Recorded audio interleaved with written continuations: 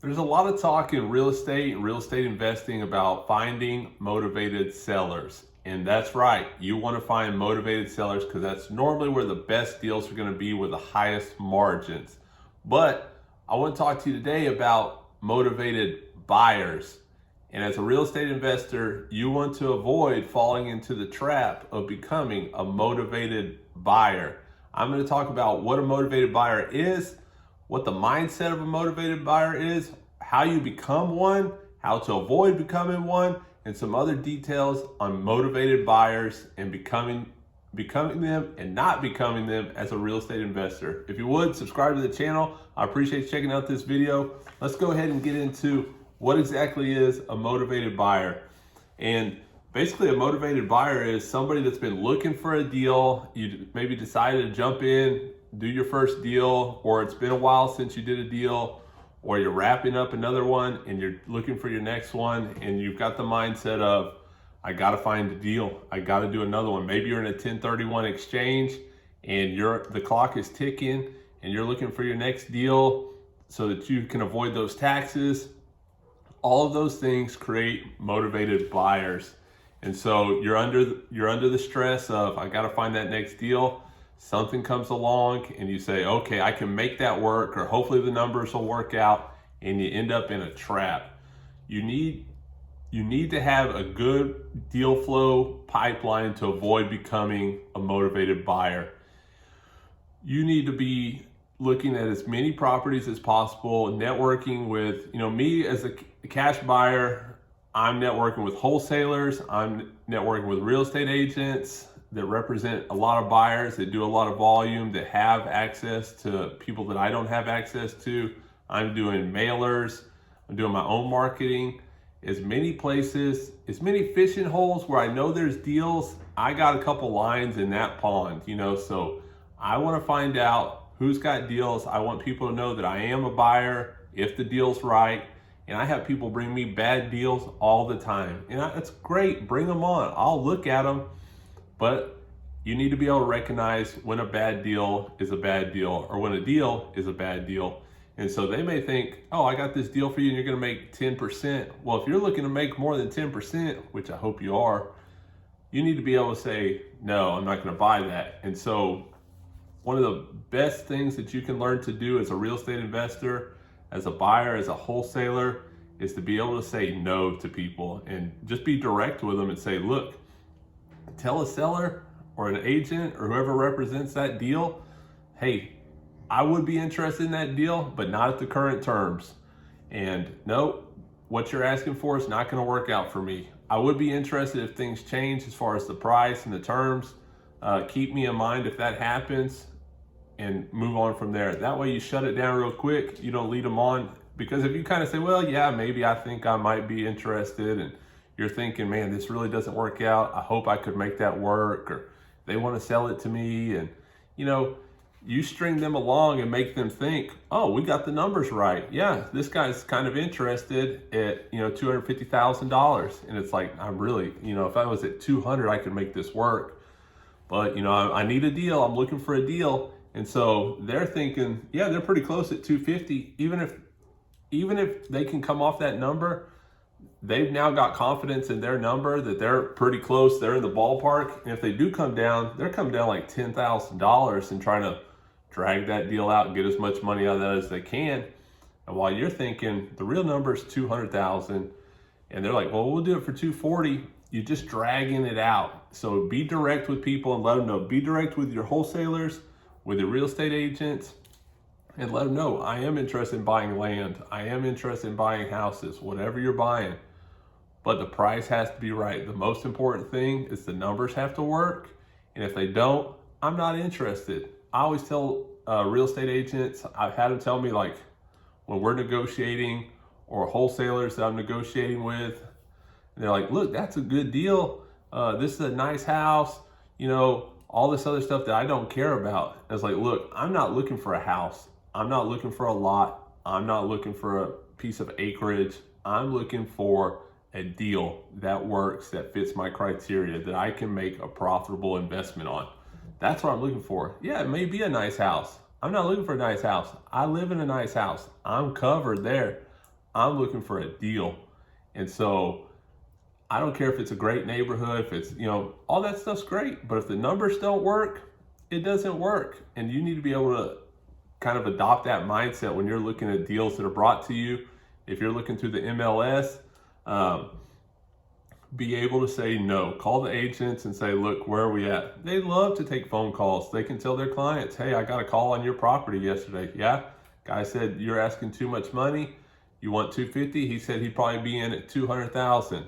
At least it sets their mind that, hey, look, I've got a buyer at 200,000. So at least it gets the wheels of the negotiation rolling if they're interested, and you can gauge where they're at. But be willing to walk away from the deal just because they invited you to lunch and said, oh, let's go look at this house and I'll take you to lunch afterward. Save the lunch money, give me the deal, but keep that good pipeline.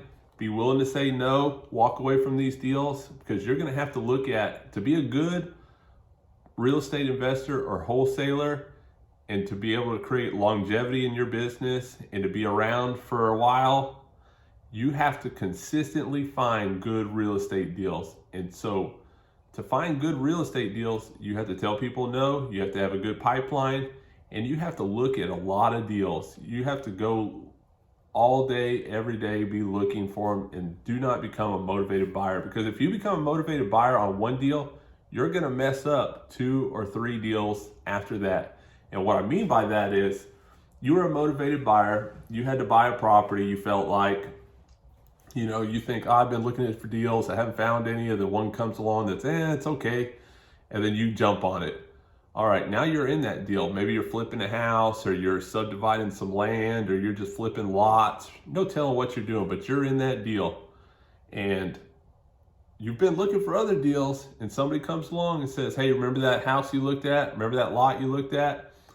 The seller called me and they said, move it. I need to get rid of it. Something changed, and they had you in mind.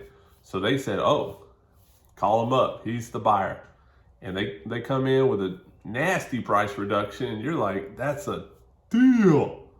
Too bad I bought this house over here that was okay. And now I've got all my money tied up over there.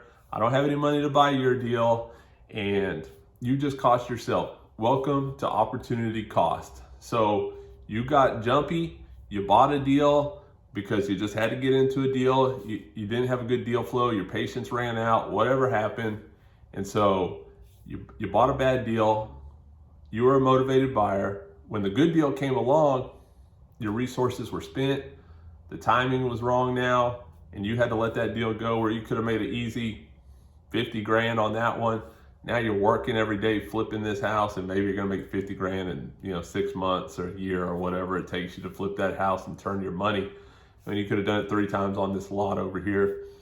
And so that's the danger of being a motivated buyer, is opportunity cost is gonna get you every time. Every time I've ever bought, I have been a motivated buyer. I have done it. That's why I know that opportunity cost will bite you hard, because you're gonna lose on that deal that you bought. Maybe it's profitable, probably not.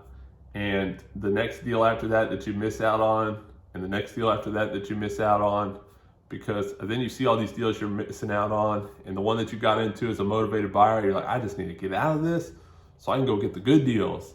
And then so you sell that thing, maybe you don't make as much money, or you don't make any money, or you cut your losses, or you write a check at the closing table. No telling what happens. It's never good when you're a motivated buyer. Find all the motivated sellers you can, and do not become a motivated buyer. Let's see, a couple other things. The mindset of a motivated buyer, a couple things that, I want to buy, I've been looking, nothing's happened.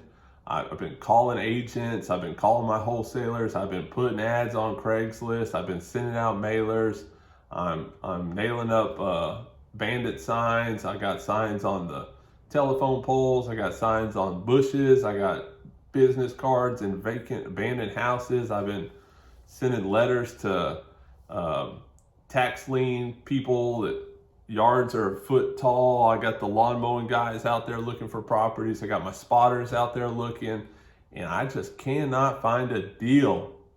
You're stuck. and you're looking for it, that's the mindset that you need to avoid. You know, keep doing all those activities because those will bring you more deal flow, more conversations about real estate, and it will eventually lead to that deal that you want, that high profit margin, good solid deals where you look at it and say, oh yeah, that's a no-brainer. That's a no-brainer. But when you start looking at it and say, I could probably make that work, or you know, if I do this and I do that, then the numbers will probably line out pretty okay, maybe, hopefully. When you're saying stuff like that, it's not a good deal. You need to take a step back, say, am I being a motivated buyer right now? Or that seller may be a better salesperson than you think. Oh, we need to sell this, we need this, and you know, help us out, and you know, this and that. Look, I'd love to help you out, but if I help you out and overpay for this, I'm out of business. I'm working back at McDonald's and Burger King, or I'm, you know, driving Uber again.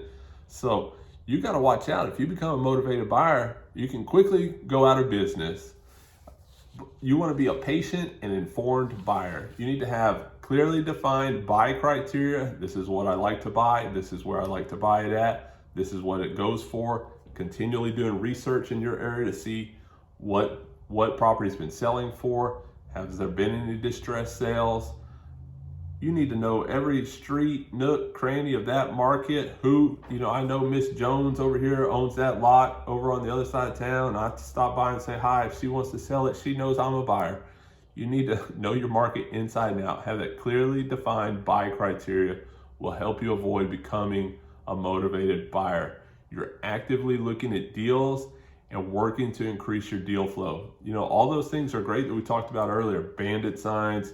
If you want to put ads on Craigslist, you got ads in the newspaper. You got people that drive around a lot. Let them know if you find me a property, you see a for sale by owner sign, send me a picture of it, send me the address. If I buy that house, I'll give you $500. That's all I need from you is a picture and a lead, and that's it. You guys are on the lawn mowing crew. Look, if y'all know somebody wanting to sell a lot that's got a vacant lot and they want to sell it, give them my number. If they tell me that they called you, that you're the one that hooked them up with me, I'll give you $500. If it's a really good deal, I'll take care of you, okay? If you find me a good deal, I got it. You're just increasing your deal flow. People that drive around all over the place, get them some cards, tell them these are referral cards. You let somebody know, they send me whatever. People, more eyes on the street. You're saying no to lots of deals. When you're a patient, informed buyer, you run the risk of, you know, telling agents and telling wholesalers and telling people that, hey, I buy real estate. And then you get afraid of like, oh, they brought me a deal and I keep telling them no. I keep telling them no. I keep telling them no.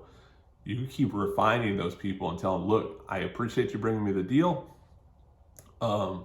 This is the right neighborhood, but this is the wrong price. You know, this is a retail price. I need to be at this price. I would buy it for this amount, you know, but thank you for bringing me the deal. And so you start thinking, oh man, they're going to be mad that I keep telling them no on these deals. Oh, well, because if you can't tell them no or refine their actions and what kind of deals they're bringing you, you know, there's no sense in buying a bad deal. So if you hurt their feelings, sorry, you know, but hey, appreciate you bringing me the deal. Here's a $20 gift card to, I don't know, let me buy you lunch. You know, here's the $20 to Subway, go knock it out. Oh, cool, man. Well, appreciate it. You could do that. You know, if you bring me a deal, it's not listed with a realtor or something like that, just somebody wants to buy it. I mean, I'll give you $20 for everyone you bring me.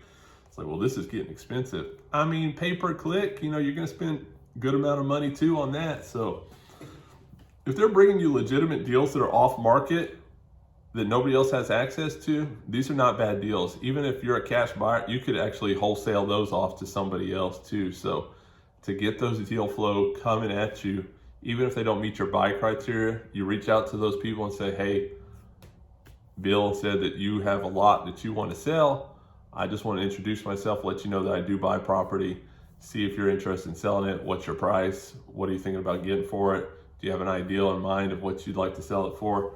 I have no idea what I'd like to sell it for. What would you give me? I'll give you $5,000. I wanted 15. When you want 5, give me a call. And at least you've already made the introduction. They know what you're willing to pay for it. And you can take it from there. I hope this video was helpful to you in some way. If you would, subscribe, leave me a comment, let me know what you thought. We'll see you on the next one.